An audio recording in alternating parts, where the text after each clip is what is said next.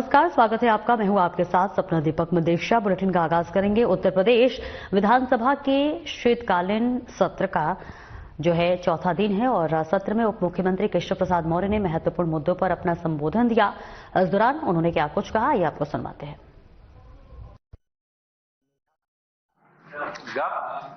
तीखा तीखा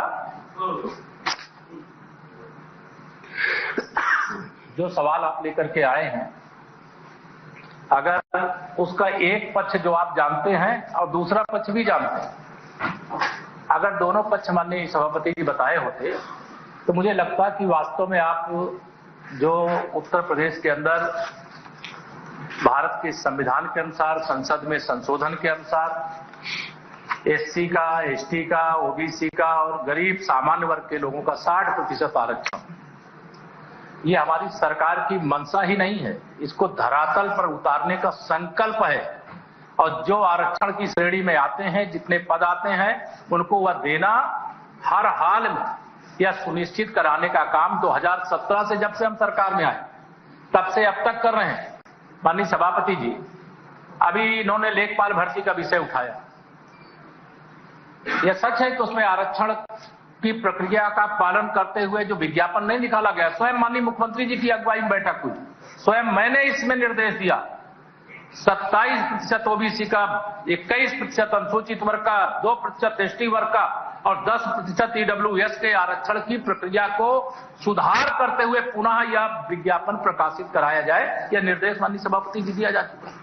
लेकिन समाजवादी पार्टी खोजती रहती है, तलाश में रहती है, इंतजार में रहती है, क्या मिल जाए, कैसे सरकार को बदनाम किया जाए।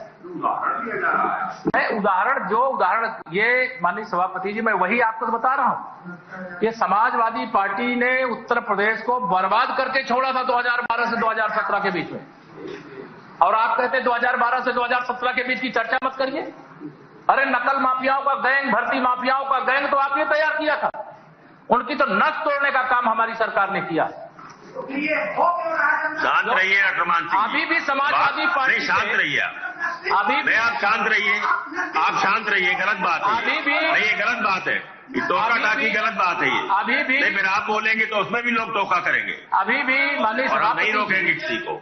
जो भी अधिकारी, मैं यह सदन में स्पष्ट तौर से कहना चाहता हूं, उसकी जांच करा रहे हैं कौन समाजवादी पार्टी का एजेंट बन करके इस प्रकार से फर्जी तरीके से विज्ञापन प्रकाशित करता है। हमारी सरकार की मंशा नहीं है, हमारे मुख्यमंत्री की मंशा नहीं है।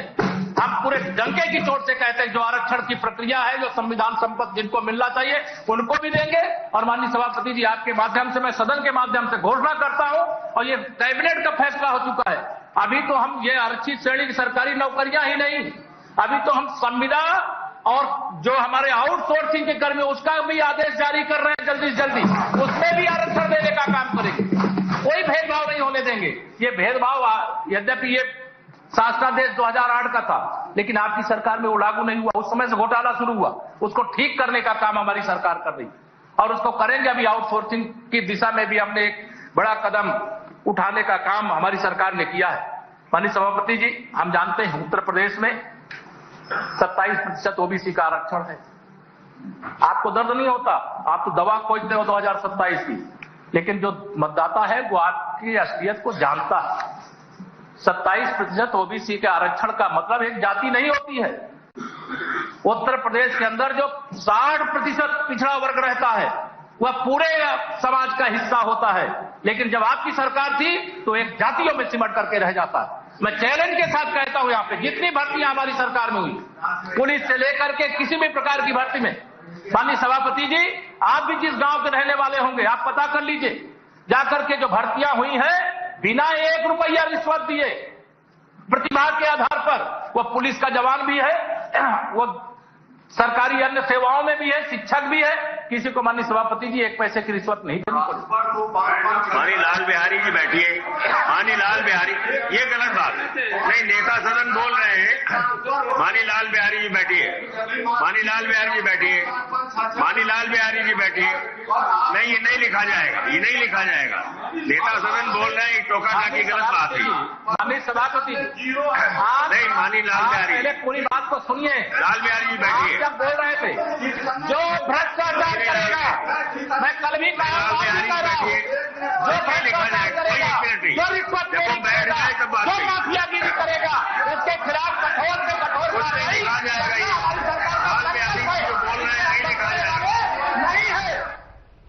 और आगे बढ़ेंगे जहां पर यूपी विधानसभा के शीतकालीन सत्र का चौथा दिन है। आज सत्र में मुख्यमंत्री योगी आदित्यनाथ ने कई महत्वपूर्ण मुद्दों पर चर्चा की और अपना संबोधन दिया। इस दौरान क्या कुछ कहा उन्होंने, आइए आपको सुनवाते हैं। पिछले 8 और पौने 9 वर्ष के अंदर सरकार ने क्या कुछ किया है, उत्तर प्रदेश की अर्थव्यवस्था में सरकार के प्रयासों से क्या योगदान हुआ है, इनके बारे में क्योंकि सप्लीमेंट्री डिमांड्स हैं तो बहुत संक्षेप में ही अपनी बात को कहूंगा, लेकिन मैं आपसे जरूर ये पूछना चाहूंगा। आज से पौने 9 वर्ष पहले समाजवादी पार्टी इस पक्ष में थी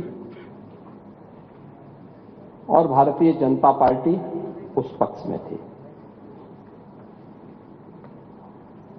जो उपदेश आप यहां पे दे रहे थे भी, यही उपदेश उस समय समाजवादी पार्टी के मुखिया को और उस समय के सरकार के संचालकों को दे होते ना, तो संभवतः इस प्रदेश का भी कल्याण होता। हमने क्या किया है, मैं उसके बारे में भी चर्चा करूंगा। इसलिए मैं समाजवादी पार्टी से और विरोधी पक्ष से कहना चाहूंगा कि तो इधर उधर की बात मत कर, यह तो बता कि एक काफिला क्यों लूटा। जो समाजवादी पार्टी तितर बितर हो गई, अस्त व्यस्त हो गई, इस पूरे प्रदेश के सामने पहचान का संकट खड़ा किया, अराजकता का जो तांडव खड़ा किया था, कौन इसके लिए दोषी था?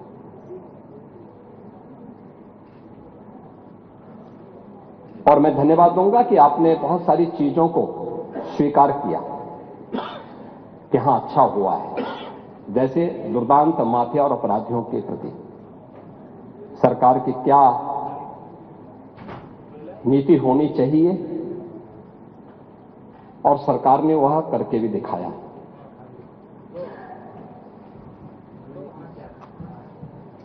राज्य की अर्थव्यवस्था को आगे बढ़ाने के लिए स्पष्ट नीति हो और उन्हें लागू करने की दृढ़ इच्छा शक्ति हो तो परिणाम लाए जा सकते हैं। 4 आयाम उसके हैं और उन चारों आयामों पे सरकार ने किस रूप में कार्य किया है। कोई व्यक्ति हो, समाज हो, संस्था हो, इन सबको सबसे पहले चाहिए सुरक्षा। सुरक्षा का एक बेहतरीन वातावरण हो, कानून का राज हो, हर व्यक्ति के मन में सुरक्षा का एहसास हो, हर बेटी, हर व्यापारी अपने आप को सुरक्षित महसूस करे। ये किसी भी सरकार की पहली प्राथमिकता होनी चाहिए और किसी भी सरकार की पहली प्राथमिकताओं में उन कार्यक्रमों को लेकर के जब सरकार आगे बढ़ती है। और लखनऊ के कॉल्विन तालुकदार कॉलेज के वार्षिक खेल प्रतियोगिता का आयोजन किया गया, जिसमें सीएम योगी आदित्यनाथ ने शिरकत की। सीएम योगी ने कार्यक्रम को संबोधित करते हुए कहा कि संविधान के 75 साल पूरे हुए, वंदे मातरम के 150 साल पूरे होने हैं। परिश्रम करने से नई मंजिल मिलती है।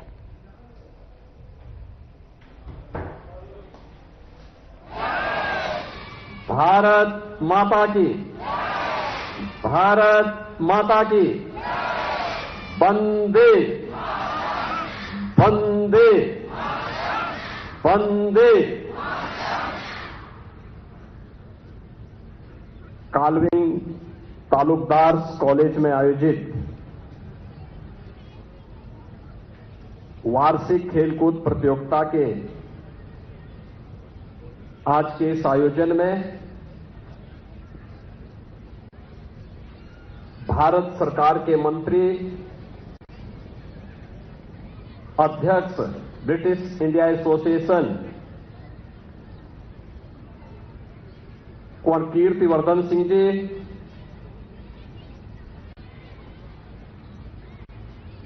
विधान परिषद के पूर्व सदस्य श्री राकेश प्रताप सिंह जी, प्रबंधक कालविन तालुकदार श्री मनीष वर्धन सिंह जी, प्रबंध समिति के सम्मानित सदस्य कुंवर विनय कुमार सिंह जी, राजा वीरेंद्र सिंह परमार जी, शेख शैलेंद्र नाथ टंडन जी, राजा अनिल प्रताप सिंह जी, राय सुरेश्वर बली जी,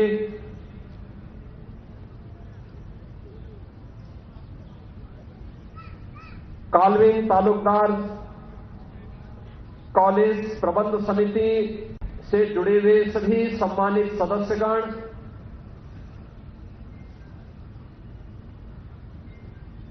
कॉलेज के प्रिंसिपल, अन्य शिक्षकगण, अभिभावकगण, अतिथिगण और प्यारे बच्चों, आपके वार्षिक खेलकूद प्रतियोगिता और अभी मैंने आपके मार्च पास्ट को देखा।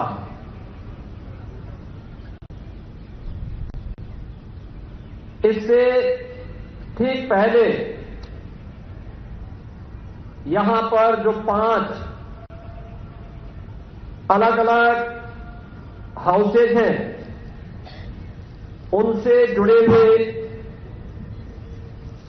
अलग अलग ग्रुप के बच्चों के पिरामिड ड्रिल को भी यहां पर हम लोगों को देखने का अवसर प्राप्त हुआ। मैं कह सकता हूं कि एक अच्छा प्रयास कालविन तालुकदार के इन बच्चों ने किया है और मार्च पास्ट में आपका अनुशासन कदम से कदम मिलाकर के आगे बढ़ने का जज्बा ऐसे लगता था जैसे देश की आजादी के लिए नेताजी सुभाष चंद्र बोस के आह्वान पर जब भारत का नौजवान कदम कदम बढ़ाएगा, इस गीत का गायन करते हुए मातृभूमि के लिए अपने आप को समर्पित करता था। आज यहां के मार्च पास्ट में वह दृश्य मुझे देखने को मिला है। मैं सबसे पहले कालविन तालुकदार को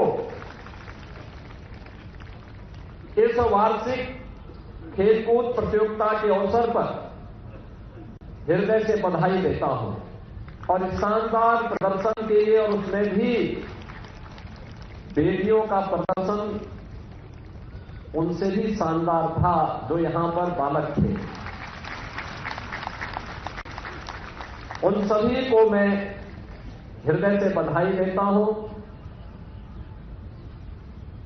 इस प्रबंध समिति के अध्यक्ष, भारत सरकार के मंत्री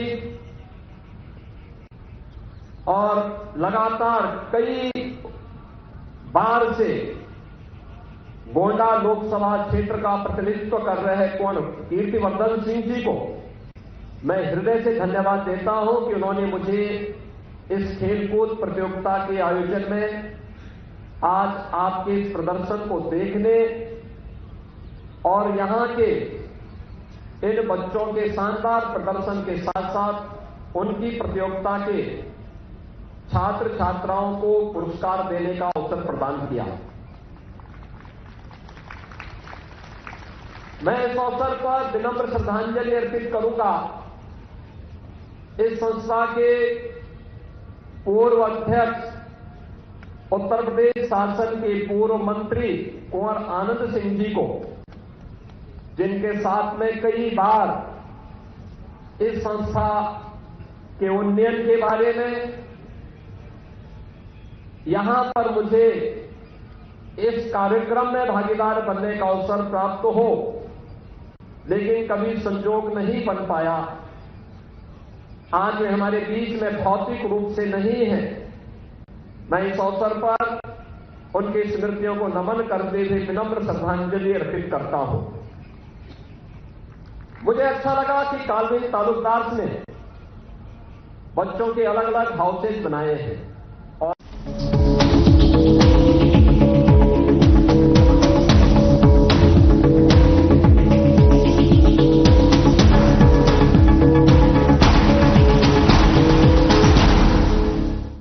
क्या आप जिम जाते हैं, कसरत करते हैं, फिर भी आपकी सेहत नहीं बनती? काजू बादाम किशमिश मेवे प्रोटीन के डिब्बे खाते हैं फिर भी कुछ असर नहीं होता? तो इसका मतलब है आपका पाचन तंत्र खराब है। और जब तक के पाचन तंत्र दुरुस्त नहीं होगा, आप जितना मर्जी अच्छे से अच्छा खा लो, आपकी सेहत नहीं बन सकती।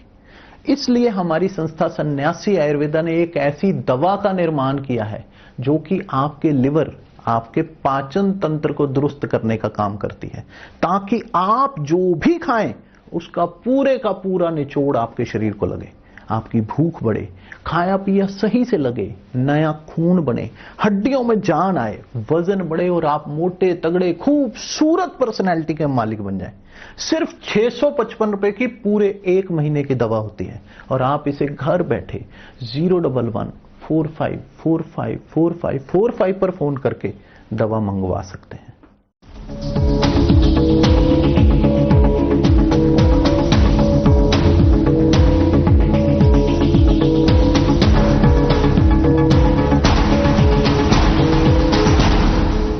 और वह भी भारत की उस ऐतिहासिक और पौराणिक परंपरा के आधार पर,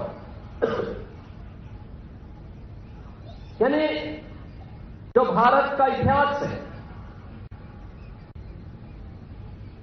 जो भारत की गौरवशाली परंपरा की ओर देश और दुनिया का ध्यान आकर्षित करता है। और कितनी गौरवशाली परंपरा के साथ Ajanta house, Nalanda house, Sanchi house, Takshashila और उज्जैन के नाम पर याद करना, ये जो 5 महत्वपूर्ण स्थल हैं, ये भारत की ज्ञान की परंपरा के 5 प्रमुख स्तंभ भी रहे हैं। तक्षशिला मर्यादा पुरुषोत्तम प्रभु श्री राम के छोटे भाई भरत के पुत्र का नाम तक्ष था, उनके नाम पर तक्षशिला पड़ा। और दुनिया का सबसे प्राचीन विश्वविद्यालय तक्षशिला का विश्वविद्यालय इसी तक्ष में था। यही तक्षशिला ही उस विश्वविद्यालय की आधारशिला बनी थी। विश्व प्रसिद्ध ज्ञान विज्ञान की जो भी धरोहर आज दुनिया के अंदर देखने को मिलती है, जो भी शोध हो रहे हैं, उनकी आधारशिला आज से 2500 वर्ष पहले तक्षशिला विश्वविद्यालय में रखी जा चुकी है। ये वही विश्वविद्यालय है जहां पर संस्कृत व्याकरण के जनक पाणिनि ने जन्म लिया था। ये वही विश्वविद्यालय है जिसने दुनिया को आयुर्वेद का ज्ञान दिया था। ये वही विश्वविद्यालय है जिसने भारत के दर्शन को आगे बढ़ाने का कार्य किया था। और यही विश्वविद्यालय है जिसने जीवक जैसा आचार्य भी, आयुर्वेद का आचार्य भी भारत को दिया। उसके नाम पर भी एक हाउस यहां पर है। याद करना, जब हम इस हाउस से जुड़े तो तक्षशिला की पूरी ज्ञान जानकारी हमारे पास होनी चाहिए। हमारे हाउस के पास एक पट में लिखी होनी चाहिए। नालंदा, याद करिए, नालंदा विश्वविद्यालय है। आचार्य चाणक्य से जिसका संबंध हो। याद करना, भारत का स्वर्ण युग कब आया था? आज से 2000 वर्ष पहले, जब आचार्य चाणक्य और चंद्रगुप्त मौर्य की जोड़ी एक साथ मिलकर के भारत को परम वैभव तक पहुंचाने के लिए आगे बढ़ी थी। उस समय भारत पर जो हमले हो रहे थे, उन हमलों को कैसे हमें रोकना है, उनका जवाब कैसे दिया जाना चाहिए, ये वही आधारशिला बनी थी। भारत की ज्ञान विज्ञान की धरोहर को लेकर के चलने वाली परंपरा आज भी हमारे सामने देखने को मिलती है। और बिजनौर में विश्व हिंदू परिषद और बजरंग दल के सैकड़ों कार्यकर्ताओं ने बांग्लादेश के खिलाफ विरोध प्रदर्शन किया। कार्यकर्ता एसआरएस चौक पर इकट्ठा हुए, जहां उन्होंने बांग्लादेश और यूनुस सरकार के खिलाफ नारेबाजी की और पुतला फूंका। ये प्रदर्शन बांग्लादेश में हिंदुओं पर हो रहे कथित अत्याचारों के विरोध में आयोजित किया गया था।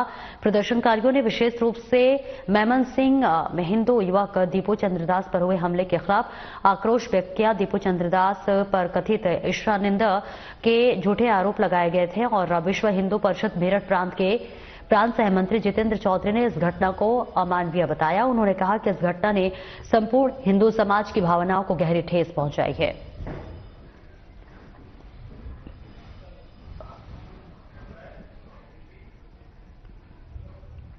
हमीरपुर के सुमेरपुर के बरखेड़ा गांव में शॉर्ट सर्किट से होने वाले घर में भीषण आग लग गई, जहां गरीब परिवार की लाखों की गृहस्थी जलकर राख हो गई। आग में 4 बकरियों की जिंदा जलकर मौत हो गई। एक गाय एक भैंस भी आग में झुलस गई, जिनका इलाज जारी है। आपको बता दें कि ग्रामीणों ने आग बुझाने का प्रयास किया था, लेकिन सफलता नहीं मिली। दमकल की गाड़ी ने 4 घंटे की मशक्कत के बाद आग पर काबू पाया।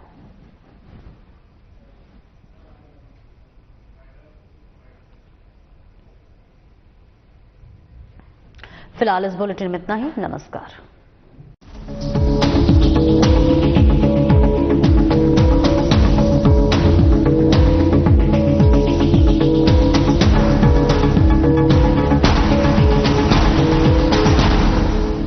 नमस्कार दोस्तों, क्या बीजेपी में अब